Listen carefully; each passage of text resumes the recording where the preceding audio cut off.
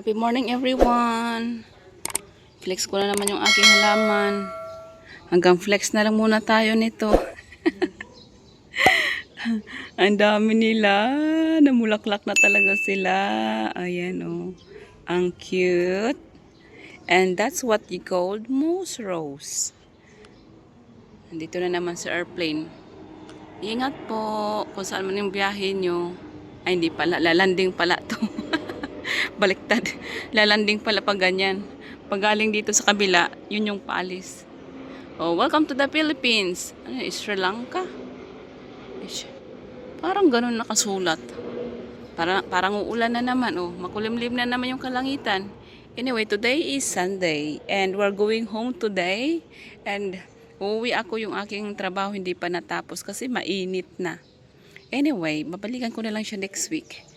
Hopefully next week darating na yung boss ko. Kasi medyo matagal-tagal na kami nandito. Pabalik-balik na kami. Mahal kasi pamasahe papunta dito. Kung hindi lang mahal, ay araw-arawin ko pagpunta dito kahit maglakad lang ako. Medyo may kalayuan. So anyway, yung aking trabaho, kalahati pa lang yung nagawa ko dito. Napagod na ako. Tapos yung aking gunting, sumuko na, ang purol na. Ito yung gawain ko. Mga basura ko dyan. So, yan yung ating tatrabahuin. Awan ko kung matatapos ko ito mamaya. I don't think matatapos ko siya. But anyway, next week matatapos na yan. And look at this flower of mine! Look how pretty it is! Diba? Ang ganda! Ang sarap naman. Gusto ko sana marami ng ganito eh. Kung bahay ko lang talaga to, ay napuno na to ng bulaklak. Kaso nga lang, hindi ko to bahay. Ayaw kong mangialam ng madami. So, ito lang ginawa ko. O, diba ang kaganda ng flower? While having my coffee here. Ganyan lang. Buhay. Sarap, diba? Oh, ay, sarap ng buhay. Thank you, Lord. Pakape-kape lang muna tayo mga syas. Yung kape ko.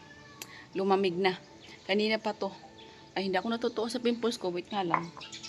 Yung pimples ko malala na, oh. Ay, nako. Diyos ko na yung Marimar. Anyari sa'yo, Beshi. Tapos kanina, sa sobra kong makalimutin, nasunog na naman yung balat ko. Napasok na naman doon sa kaldero. Nagluto daw ako ng tawag dito. Nagluto ako ng yung utak ko may problema na masyado na makalimutin. Hindi ko na alam na nagagawin ko sa utak ko na to.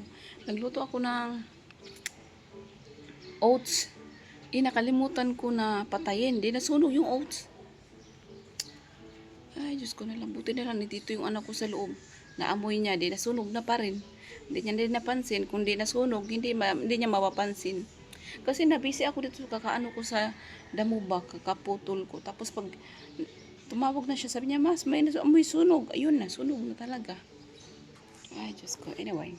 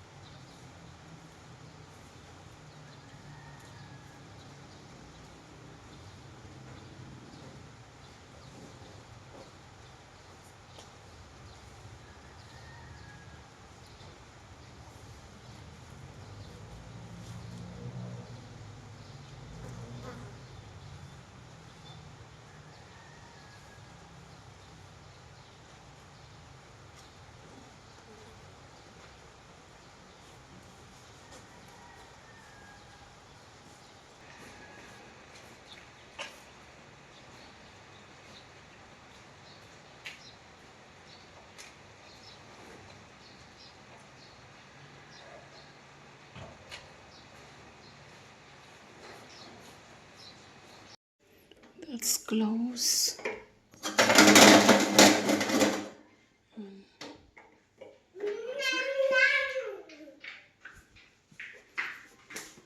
Peekaboo.